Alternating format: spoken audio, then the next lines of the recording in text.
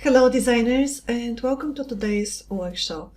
Today we're going to talk about something that I know is important topic for many of you, is whether or not you can make it big in the fashion world as a self-taught artist, somebody who doesn't have a degree. Now, the reasons to want to be self-taught and avoid college are many, but the four main ones I've pointed out here. The first one is, of course, financial reasons. For many people, unfortunately, getting education and going to college is impossible because it's so expensive. There are many countries that you need to save up your whole life in order to go to college or get a loan, and financially it's just not a good choice for people. It's out of reach for some. The second reason is logistics. Not every city and even not every country has a great university where you can study fashion and arts. Maybe you need to travel abroad, maybe you need to go to another state, and this is all logistic reasons why you cannot in the moment go to university. Also, in the logistic reasons, I would put that maybe you applied to the school, to your dream school, and they didn't accept you, you didn't get in. So this is also part of logistics that are on your way to formal education and pushing you towards being self-taught. Number 3 of the reasons is the one that I hear the most often, and this is not having enough time. We all know that university takes a lot of time, 4 years or even more, and not everybody has all that time available. Maybe you already have a job, maybe you even have a family, and maybe you went to college back in the days, and now you don't have the will and the time to go over again. Maybe I also meet people who say that, oh, I'm too old to go to college, I'll just proceed being self-taught. So this is number 3, time. And number 4 is something that not everybody would be comfortable admitting, but it's a real reason, and I will call it pride. Pride is thinking, the ego talking, that I'm more special than other people and I can make it on my own. I don't need education because who are they to tell me what to do and what not to do? They will only limit my genius. These people also, they look for shortcuts in their life, and they want to trick the system and not play by the main rules. So this is all reasons are totally acceptable and fine, but there are also people out there who say, no, there is no way you make it to success without a diploma. There are people who would try to convince you how important it is to have this piece of paper, that it will be your shortcut, fast track to success. But you know what? All of us, maybe we know in our life, or we have read and heard about people who made it big without a diploma. Maybe this is an architect who made it into the fashion world, or maybe this is somebody who had a lot of luck and they got successful.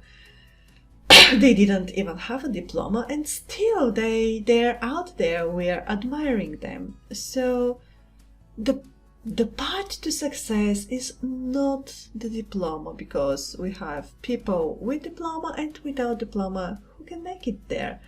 So what is it that defines the success, the key to success? And in my opinion, this is only knowledge and skills. This is the this is how you cannot be successful if you don't have knowledge.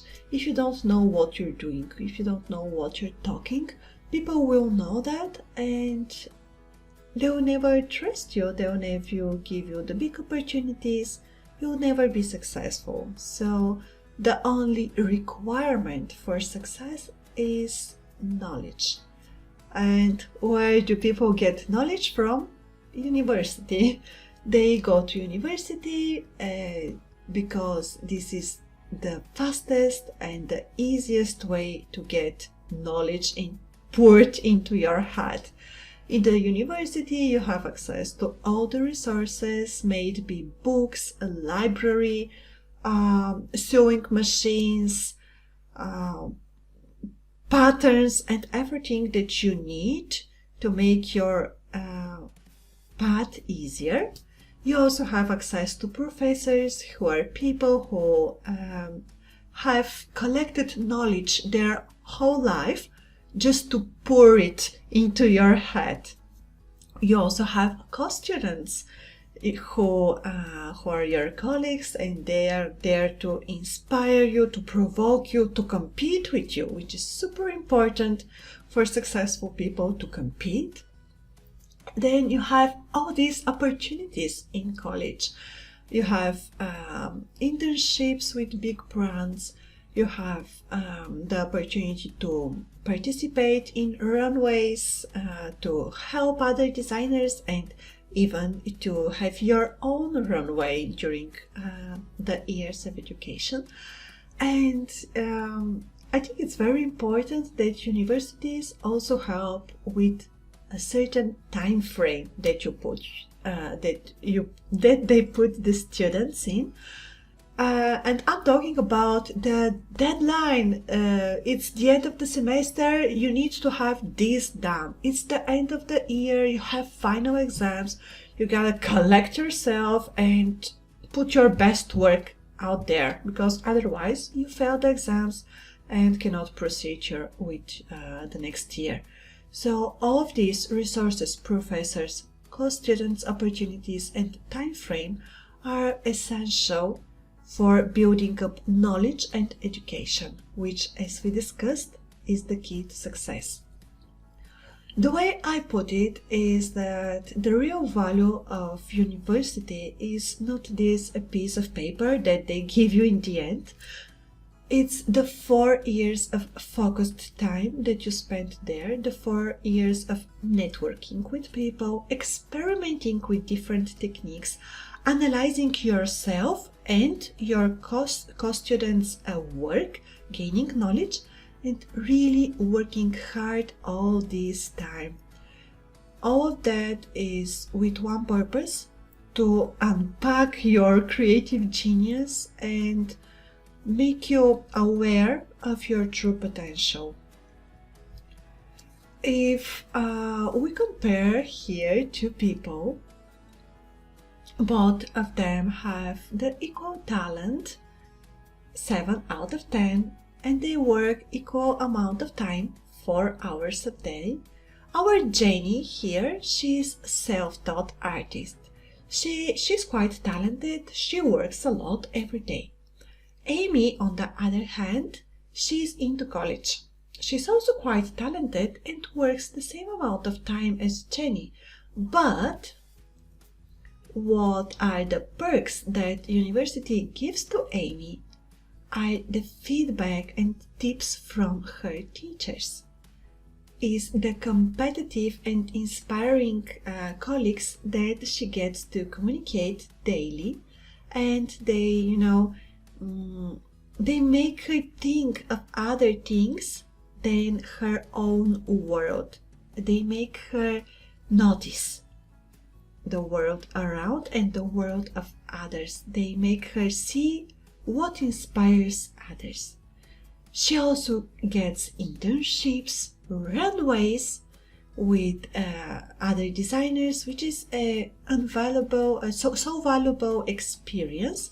She also has resources and network, because one day when she graduates, It's very important to have this network of people who can help you find a job or who can help you get your job done. And in the end, she has a diploma, this valuable piece of paper. So if you are interviewing, who would you pick? Between those two girls, both have equal talent and equal workaholics, but then Amy has all this long list of additional perks that comes with her education. She's definitely more experienced and more well connected. This is the real advantage of university, not only the diploma, but all of that. And we need to search for ways to compensate Jenny for the lack of all these additional perks. And the good news is that, yes, there is a way as a self-taught person to compensate all of this. And I call it the TOLL. So it's an easy acronym to remember. It starts with the teachers, then opportunities and environment. These are the three main things that university gives you, and that we are going to talk about how to find them outside of university, starting with teachers. So, as I mentioned already, teachers are the people who spend all their life exploring a certain field, certain topic, and they're at your disposal, ready to give you all this knowledge and saving you years of reading books and doing mistakes yourself. So these teachers, they give you they chew all the knowledge and give it to you. They also save you from the trials and errors that you would do yourself, running around in circles. So we people and artists, we tend to repeat what we feel comfortable with and not really expand our comfort zone unless we are forced to. So if you don't have a teacher by your side, it's very likely that you would continue drawing the same sort of designs that you feel comfortable with. Maybe it's gowns. This is what happens to most people, and they keep on drawing gowns and never expand to other branches of fashion. I'm not saying that you have to, but you definitely need to be able to. And this is what teachers do. They push you out of your comfort zone and give you the opportunity to learn that you can do more. They show you how and that you can. So as a self-taught artist, you really need to find a teacher, to find your mentor that is going to compensate for everything that Amy has in the university, and how to find those mentors who would be willing to spend time with you and teach you. First, you need to identify them. Who are the people that you admire so much that you want to become like them? You want to learn from them. You want to, live their life and get everything that they know. Good news is that not all people successful in arts and fashion are into university, not at all. Oftentimes they have their studio or their brand, they work for themselves, their own company or another company. They're just successful professionals in their field, and you can find them locally in your city, in your country, and you can find them online. Nowadays we live in 2022, where you can connect with people all over the world, talk with them on Zoom or on phone, and distance is no longer an excuse, it's no longer a problem. So my advice for you would be to collect a list of maybe 20-30 people that you admire, that you like their work. And here is not the moment to be humble. You need to aim high and aim for the stars, as they say, yes, because you want your mentor to be super successful. If you choose a mediocre mentor, chances are that they will prepare you to the level where you're also mediocre. There is no way that they teach you something that they don't know. And if they're mediocre, this is their level. You'll never go higher unless you change a mentor. So choose somebody who knows what they're doing and you can learn from. The next step is the hard one that will make most people quit, and I don't want you to be most people. I want you to collect yourself and be brave and make the step. And the step is simply to contact your future mentor. I know many artists are on the shy side, maybe introverted a little bit, and they don't feel comfortable even sending a DM or email to these people. But you need to do this. There is no way you escape your little comfort zone unless you have a mentor by your side. You grow so slowly if you don't have somebody to help you out. So reach out and ask these people to be your mentors. And the way you do this is by saying 3 things. So you don't want to go there and send them this long of an email, nor you want to send this short of an email. You want to say just the right things, which are who you are, who you want to become. Then you say why you think this person is the right mentor for you, why you think they can support you. And third, you say what are you willing to offer them in exchange. The third one is quite important because it would be naive and delusional to think that busy, successful people are just waiting for you to pop into their life so that they can save you. It doesn't happen like this. These people are busy. They have a limited amount of time, and if you want a chunk of this time, you need to earn it. So you either earn it by proposing them your free help on something that they need to do, maybe walk the dog or operate the sewing machine in their atelier. Whatever they ask you to do in exchange. And of course, you can always propose money to them in exchange of their mentoring and time. But make sure you're not the kid or the adult that goes there and begs people for something without offering anything in exchange. We don't want that. We want good karma. And good karma is giving and taking, giving and taking. So, reach out to your mentors and tell them about your dreams, how and why they're the proper person to ask, and what you're willing to give them in exchange.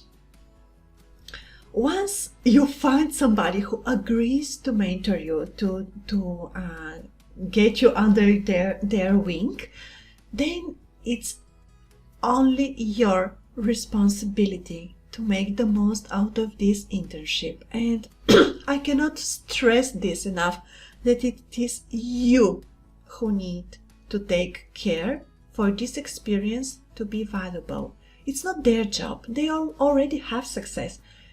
You are the one who wants the things that they want, So chase this person and make sure you are learning. Every meeting you must leave with new knowledge. You must leave being inspired and impressed and knowing more than the moment when you entered the door. So ask questions. Your mentors, always ask them questions, and always do more than you are asked to do. For example, if they gave you a task to design something, maybe 4 or 5 designs, the next time present them 10, 15 designs, because this way you get feedback on 15 designs instead of 4, and you gather knowledge much faster. And maybe on the 13th design you will have made a mistake that they will discuss with you, and it will change your life. This little mistake, it will be so valuable to you. So make sure you always over deliver and do the best of your ability. It's not the time to slack, because you have to catch up for the 4 years university students have with their professors. So use your time well with your mentor. The second thing is the O of those is the opportunities. To catch up with Amy, Jay would have to be extra persistent and extra social to get all these opportunities that university offers to people in university. So what you want to do is be active online and be active in your real life. Online you can go and follow all the colleges pages, all the pages for contests and opportunities and job postings. You don't want to miss all of those, and don't only connect with all the art and design societies that you find, but be active in these societies. You want people to know your name. You want people to associate you with something. Let's say you're doing crochet. Go to these groups, post some of your work and ask for feedback. And then when somebody posts something about crochet, comment and sound professional and sound that you know what you're talking about. Make sure people remember you and stay on top of their minds. When they think of crochet, they need to think of you. This is not easy. I know that for some of you this might look like, oh, you're trying to make a spammer out of me. No, dear, it doesn't work like this, because in college people have all this network of opportunities, and it's given to them. It's just poured in their class, and you can compete and go to a workshop with this famous designer. You don't get this as self-taught. You have to earn it. You have to be noticed, and this is the easiest way. Spend 30 minutes a day to communicate in different groups and talk with people. Also, please try not to spend your time irrationally in small artsy groups full of beginners. It's okay for moral support, but you will never learn much from beginners. You will learn more from people who are professionals, or maybe they are students in college, and you can really hear important things there that will help you grow. Try to be the stupidest person in the room, not the smartest person in the room. Because if you're the smartest person in the room, they say you're in the wrong room. So don't expect to stay home, do your little drawings, and then this amazing fashion brand knocks on your door and says, hey, we noticed you, you're amazing, come work with us. This doesn't happen in reality. You get to put yourself out there in the spotlight so that people can notice you. And again, do social media, Facebook, Instagram, every group that you can join it. Connect with people in real life. And also, what was the third one? I forget. I will remember in a second. But yeah, stay active and stay vocal. The last thing I want to talk about with you is environment. And remember that these students in university, they have such a great environment around them. Everything is inspiring. There is also these weird artists everywhere with interesting ideas and strange researches, and things happen. Things happen not only in the life around you, things happen in your inner world because you're provoked every day, every month. You grow. And to catch up, you need to create adventure for yourself. You need to create fun and craziness around you, because this is what pushes you out of this small comfort zone. This is what helps you grow. So now that you choose to be a self-taught artist and designer, it's really your job, literally your job, to be weird and to find strange things that inspire you. My best advice would be to make a schedule, not to forget to be weird. In this schedule, maybe you put every Monday, you do something that you do for the first time in your life. It could be a very small and simple, or it could be enormous, but you push yourself out of your comfort zone because you don't have these co-students and these teachers to do it for you. You gotta do it by yourself and be really responsible about this, and don't look at it as, okay, it's my time to be fun and crazy. Look at it as the way you grow your career, you grow your chances to success. These little crazy moments are what will make you a better artist and a better in your creative points of view. So I have here some ideas just to get you started thinking about this. One thing that you can do on this Monday strange day is write with your left hand. Just try it out. Try to draw with your left hand if you're a righty like me. Try creating a pattern with your wrong hand. Then maybe you surprise yourself and stop doing the designs you do every day. Just grab a book by your side, open a random page, read a random paragraph, and design a collection or a garment based on this paragraph. Let this random thing inspire you, because this is what blocks self-taught artists.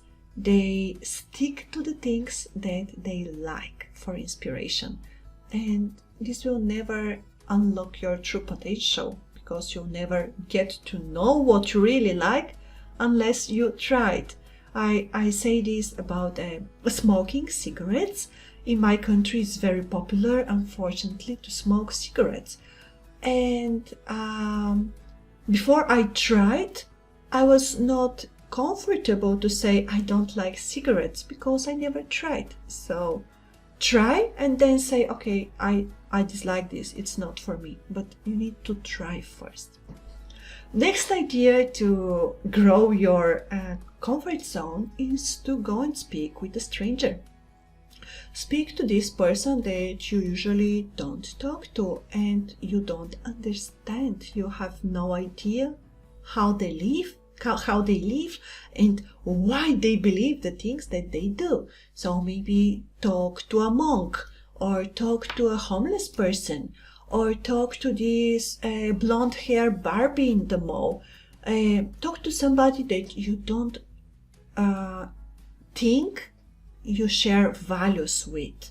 And maybe after this conversation, you'll still not share values with them, but at least you will understand a little better why they stand behind what they stand behind. Maybe talk to a vegan person or to a fitness person. Try to understand why they made this choice. This will grow yourself as a person and as a creative person. Next idea or suggestion is to go to a place you never visited before. It could be in your city, it could be a museum you never visited. It doesn't have to be expensive trip to another country. It could be literally taking the subway 2 stations down where you usually get off. It could be like a 1-day travel with your friends. Just experience new views, experience new architecture, experience different life than what you're used to. If you usually go out only during the day, try going out during the night. If you usually go to fancy clubs, try going out to this basement jazz club.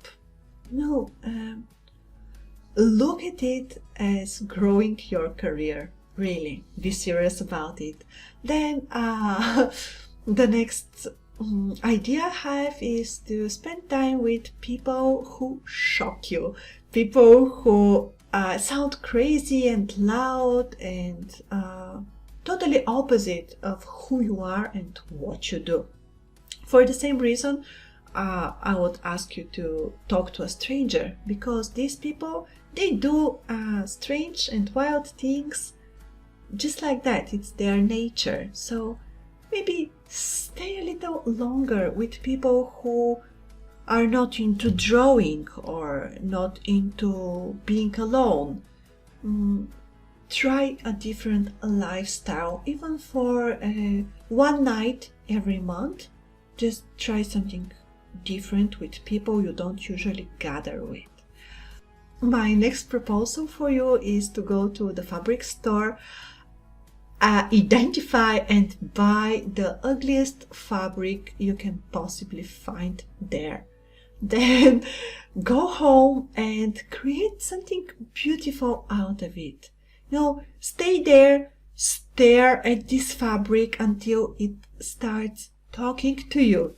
Turn it into something that a normal person would wear. And then when you go back to the same fabric store, you will look at it with different eyes. You will no longer be limited to choosing only what you like. You will be free to work with everything and to see the beauty and inspiration in every fabric, in every little detail. This is what real creative people can do. They're not locked into, I like this, I only do this. No, they are free to experiment, taste, and offer their clients and their employers to offer them new ideas, fresh ideas. And lastly, I want to encourage you to go out in the world and feel the world in different ways. One of my favorite experiences ever was to go out with blindfolded or simply with eyes closed and experience the world like this. When I did it, it was raining and it was very interesting. I have somebody to guide me, and they were taking me to all these places where I hear different things. I hear the people, the cars, I smell the city, the grass and the, the cars again, but I smell them in a different way when eyes closed. So it was a very different experience from what I usually have in my life, and it opened up my senses. So try out new things. If you, I don't know, if you hate cold water, go there, swim in cold water, even if you hate it, and then turn these feelings that you have into a collection. Did it make you feel free? Did it make you feel angry? Did it make you feel I don't know, scared? Just express it in a collection. Name it after cold water collection, and then you have something that you would never have done otherwise as a creative person. So in conclusion, I want to say that yes, you can succeed as a self-taught artist and designer, but only, really, only if you put the effort to make this. If you stay home, do the things that you do, and wait for the big success to knock on your door, remember, this is not going to happen. Not how it works. You need to work for your education. You need to read books, draw different things, discuss them with your mentor, then go and experience new things in your life, convert them into a collection, discuss it with your mentor. You need to go there, be social, put your name out there, so that you build this important network that will maybe give you opportunities and give you your big chance to make it into fashion. I hope that this talk gave you some ideas how to break it up, how not to stay closed within your comfort zone, and how to catch up with these degree holding students, because it's possible. I believe it's possible, and it's only up to you whether you will take the steps or not. Thank you, and I'll see you in the next workshop. Bye.